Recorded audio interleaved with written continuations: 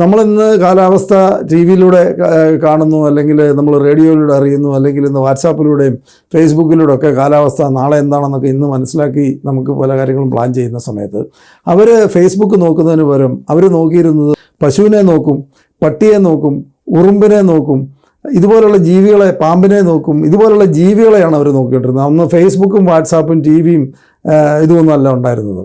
അപ്പോൾ അവർ ആ സ്ഥാനത്ത് ഇതുപോലുള്ള ജീവികളെയാണ് നോക്കിയിട്ടാണ് മനസ്സിലാക്കിയിരുന്നത്. അതുകൊണ്ടായിരിക്കണം ഇവർ ഈ ജീവികൾക്കൊക്കെ ഇത്രമാത്രം പ്രാധാന്യം കൊടുക്കാനും അല്ല അതിനെയൊക്കെ ഒരു ദൈവിക ഒരു പരിവേഷം കൊടുക്കാനായിട്ട് അതിനെ സംരക്ഷിക്കേണ്ടത് വളരെ അത്യാവശ്യമാണ് എന്ന് പറയാനുള്ള കാരണം. പ്രിയ സുഹൃത്തുക്കളെ, ഇന്ന് ഈ വീഡിയോയിലൂടെ ഞാൻ പറയാൻ പോകുന്ന വിഷയം വളരെ ഡിഫറൻ്റ് ആയിട്ടുള്ള ഒരു സബ്ജക്റ്റാണ്. നമ്മൾ ഈ കാലാവസ്ഥാ വ്യതിയാനമൊക്കെ ഇപ്പം നമ്മൾ കണ്ടുകൊണ്ടിരിക്കുന്നൊരു സമയമാണ്. ഒരു 10 ദിവസം മുമ്പ് വരെ 40-45 ഡിഗ്രി ചൂട്, പുറത്തിറങ്ങാൻ നിവൃത്തിയില്ല. തീപ്പൊള്ളലേറ്റ് മരിച്ചവരുടെ വാർത്തകൾ ചാനലുകളൊക്കെ ദിവസവും പുറത്തു വിട്ടുകൊണ്ടിരിക്കുന്നു.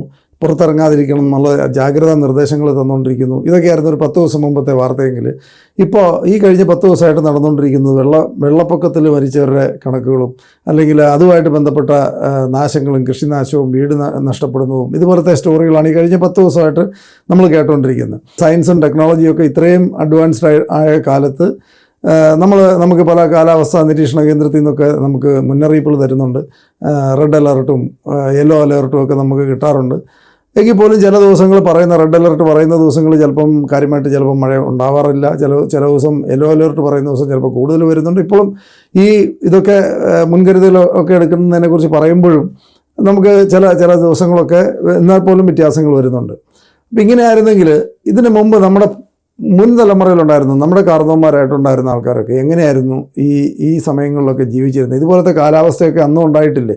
നമ്മൾ ചിലപ്പോൾ കേട്ടിട്ടുണ്ടായിരിക്കും 90-ലെ വെള്ളപ്പൊക്കം എന്നൊക്കെ നമ്മൾ കേട്ടിട്ടുണ്ടാവും. അപ്പോൾ അന്നും ഇതുപോലത്തെ ഫ്ലഡും ഒക്കെ ഉണ്ടായിട്ടുണ്ടായിരുന്നു.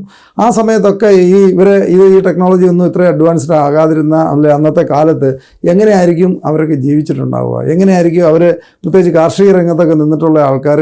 മിക്കവാറും എല്ലാവരും നമ്മുടെ പൂർവികരെല്ലാവരും തന്നെ കൃഷിയായിട്ട് ബന്ധപ്പെട്ട് നിന്നിട്ടുള്ളവരാണ്. അപ്പോൾ അവർ പ്രകൃതിയെ നിരീക്ഷിച്ചും പ്രകൃതിയിൽ വരുന്ന ചലനങ്ങൾ മനസ്സിലാക്കിയും ഒക്കെയാണ് ഈ പ്രകൃതിയോട് പടവെട്ടി അവർ ജീവിച്ചിരുന്നത്. അപ്പോൾ അവരുടെ വർഷങ്ങളായിട്ടുള്ള നിരീക്ഷണങ്ങളും ഒക്കെയാണ് അവരെ ഇതൊക്കെ മനസ്സിലാക്കി ജീവിക്കാനായിട്ട് അവർക്ക് സാധിച്ചിട്ടുള്ളത്. ഇന്ന് പറയുമ്പം പഴഞ്ചൊല്ലുകളായിട്ടും അല്ലെ പല രീതിയിലൂടെ അതിൻ്റെ എക്സാമ്പിൾസും ഒക്കെ ആയിട്ട് നമുക്ക് പറഞ്ഞ് തന്നും ചിലപ്പം കേട്ടറിവുകളൊക്കെ പലപ്പോഴും പല ആൾക്കാരും അന്ധവിശ്വാസങ്ങൾ എന്നൊക്കെ പറഞ്ഞ് ആ ഒരു ഇതിലങ്ങോട്ട് പലപ്പോഴും നമ്മൾ തള്ളിക്കളയുകയാണ് ചെയ്യുന്നത്.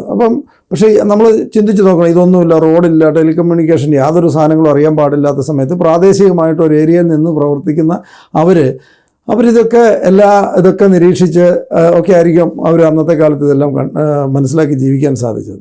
എനിക്ക് ഇതുമായിട്ട് ബന്ധപ്പെട്ട് വലിയൊരു ഭാഗ്യം ഉണ്ടായത്, കുറേ വർഷങ്ങളായിട്ട് ഇത് വളരെ നിരീക്ഷണം നടത്തി തലമുറയായിട്ട് ഈ പ്രകൃതിയെ നിരീക്ഷിച്ചിട്ടുള്ള ഒത്തിരി കൃഷിക്കാരുമായിട്ടും വളരെ അടുത്ത് ഇടപെടാനുള്ള അവസരം കിട്ടിയപ്പോൾ അവരിൽ നിന്നൊക്കെ കിട്ടിയിട്ടുള്ള അവരുടെയൊക്കെ നിരീക്ഷണങ്ങളും അവരുടെ കാരണവന്മാരായിട്ട് മനസ്സിലാക്കിയ കാര്യങ്ങൾ, അവർക്ക് പറഞ്ഞു കൊടുത്ത കാര്യങ്ങളും ഒക്കെ ആണ് ഒരു അറിയാൻ സാധിച്ചത് തന്നെ വലിയൊരു ഭാഗ്യമായിട്ട് ഞാൻ വിശ്വസിക്കുന്നു.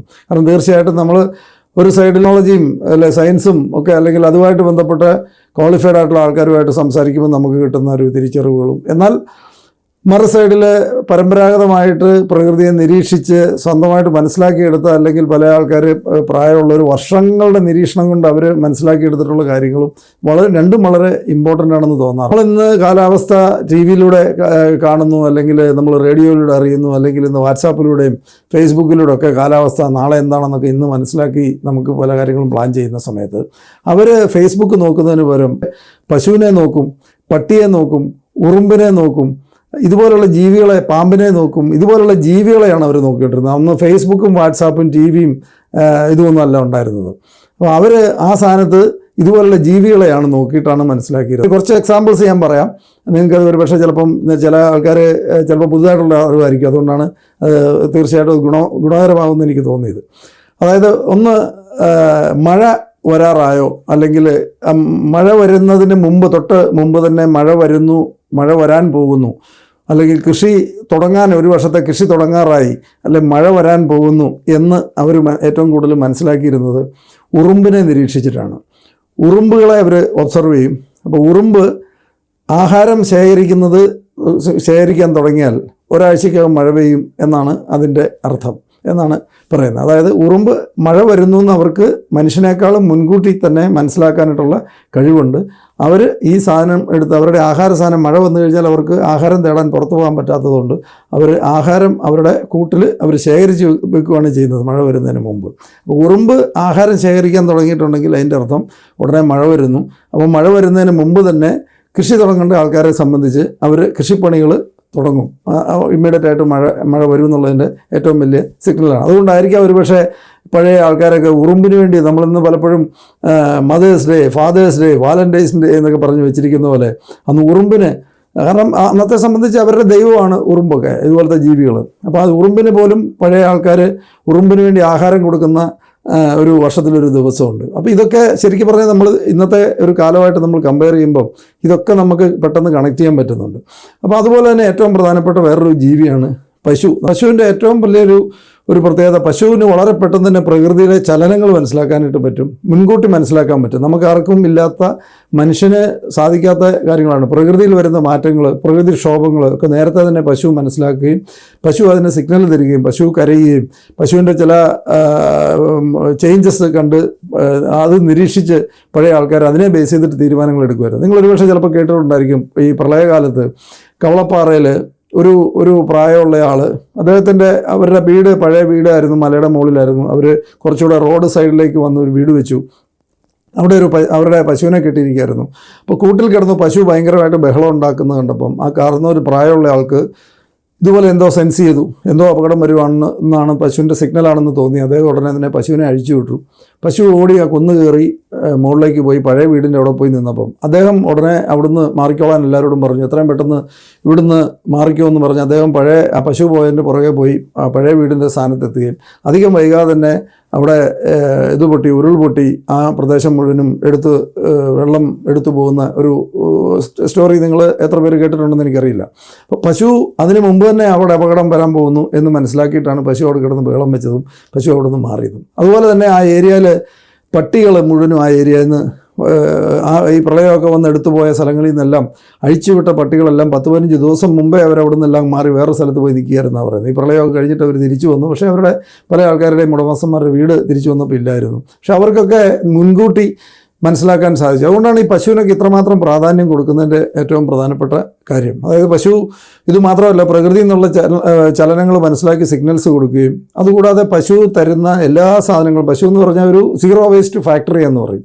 അതായത് പശുവിന് ഒരു സൈഡിൽ കൂടെ ആഹാരം കൊടുത്തു കഴിഞ്ഞാൽ ഇന്ന് ലോകത്തുള്ള ഏറ്റവും ബെസ്റ്റ് ക്വാളിറ്റി ഫെർട്ടിലൈസർ 6 മണിക്കൂറിനകം പശു ഉൽപ്പാദിപ്പിച്ച് പുറത്തു തരും. ഒരു ഫാക്ടറിക്ക് ഒരു പക്ഷേ ഇത്ര ഫാസ്റ്റായിട്ട് ഇത്രയും ക്വാളിറ്റി ഉള്ളൊരു ഫെർട്ടിലൈസർ ഉണ്ടാക്കി തരാൻ പറ്റിയെന്ന് വരികയില്ല.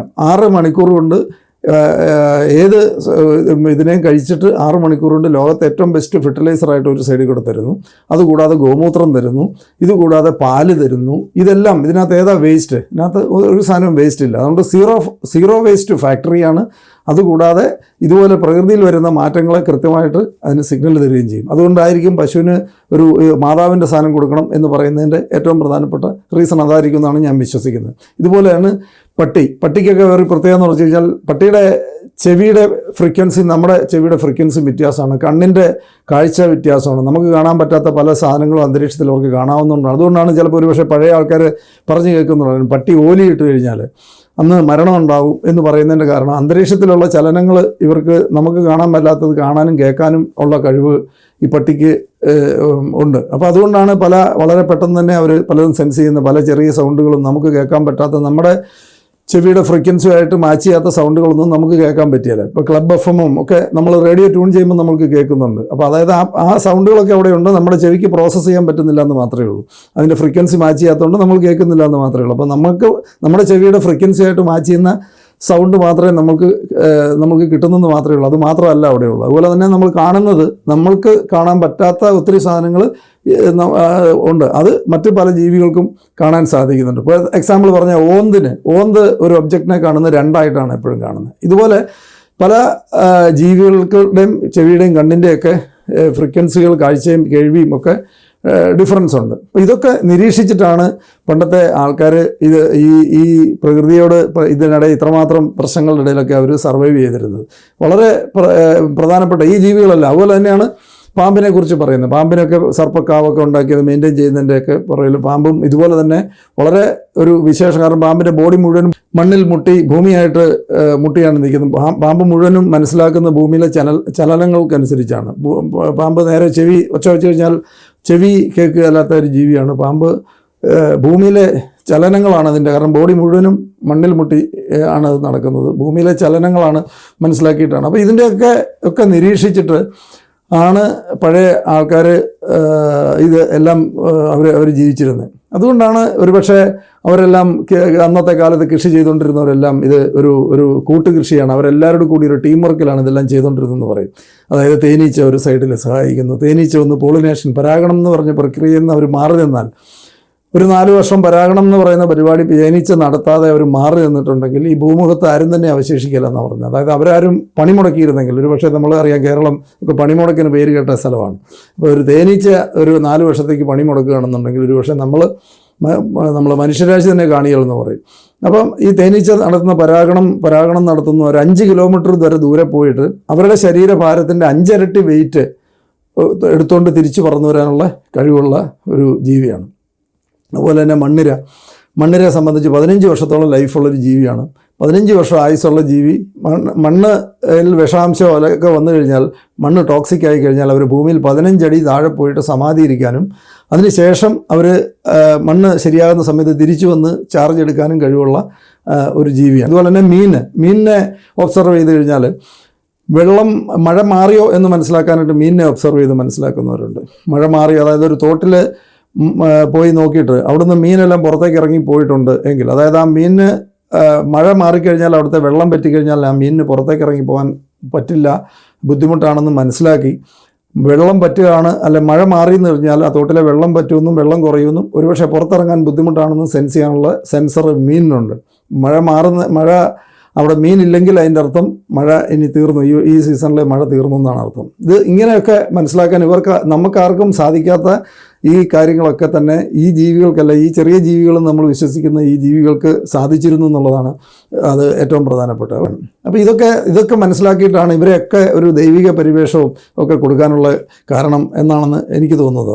കാരണം ഇവരെല്ലാവരുടെ കൂടിയാണ് അന്നത്തെ കാലത്തെ മനുഷ്യരവിടെ ജീവിച്ചിട്ടുണ്ടെങ്കിൽ ഇവരുടെയൊക്കെ നോക്കി ഇവരെയൊക്കെ ഒബ്സർവ് ചെയ്തും ഇവരുടെയൊക്കെ കോൺട്രിബ്യൂഷനാണ് ഈ പ്രകൃതി നിൽക്കുന്നതും നമ്മൾ ആഹാരം കഴിക്കുന്നതും ഹാപ്പിയായിട്ട് ജീവിച്ചിട്ടുള്ളതും ഒക്കെ നമ്മുടെ കാരണവന്മാരൊക്കെ. ഇതിനെയൊക്കെ ആ വിശ്വാസമായിട്ട് ചേർത്ത് അല്ലെ ദൈവിക പരിവേഷമൊക്കെ കൊടുത്തിട്ടുള്ളതുകൊണ്ട് ഉടനെ പല ആൾക്കാരും പറയുന്നുണ്ട് അതൊക്കെ അന്ധവിശ്വാസമാണ്, അന്ധവിശ്വാസത്തിലൊന്നും ഞാനൊരു അന്ധവിശ്വാസിയല്ല എന്നൊക്കെ പല ആൾക്കാരും പറയാറുണ്ട്. പക്ഷേ ഇതിൻ്റെയൊക്കെ പുറകിൽ ഇതുപോലത്തെ പല കാരണങ്ങളുണ്ടെന്നാണ് ഞാൻ വിശ്വസിക്കുന്നത്. നമ്മൾ നോക്കിയാൽ നമ്മുടെ രാജ്യത്ത് എല്ലായിടത്തും എല്ലാ സ്റ്റേറ്റിലും അങ്ങോട്ടും ഇങ്ങോട്ടും അന്നത്തെ കാലത്ത് കമ്മ്യൂണിക്കേഷനൊന്നും ഇല്ലാത്ത കാലത്തും അതാത് സ്ഥലങ്ങളിൽ പ്രാദേശികമായിട്ട് ഇതുപോലത്തെ കാര്യങ്ങൾ മനസ്സിലാക്കുകയും അവരതിനെ ആ ഏരിയയിൽ അവരിതുപോലത്തെ ജീവികളൊക്കെ ഇതേപോലെ തന്നെ ഒരു ദൈവിക പരിവേഷമൊക്കെ കൊടുത്ത് വെച്ചിരുന്നു ഇന്ത്യ മുഴുവനും തന്നെ. അപ്പോൾ അതിൻ്റെ അർത്ഥം ലോകത്ത് തന്നെ വളരെ ചുരുക്കം രാജ്യങ്ങളിൽ ആയിരിക്കും ഇതുപോലത്തെ നിരീക്ഷണങ്ങളൊക്കെ നടത്തിയിട്ടുള്ളതും. തീർച്ചയായിട്ടും നമുക്ക് അഭിമാനിക്കാം നമ്മുടെ പൂർവികരെ ഈ ഒരു കാര്യത്തിൽ. എന്തുമാത്രം ടെക്നോളജിയും സയൻസും ഒക്കെ എന്തുമാത്രം ഇതായിട്ടാണ് ഇന്ന് നമ്മൾ ജീവിക്കുന്നത് ആലോചിച്ച് നോക്കുക. ഇതൊന്നും ഇല്ലാത്ത കാലത്ത്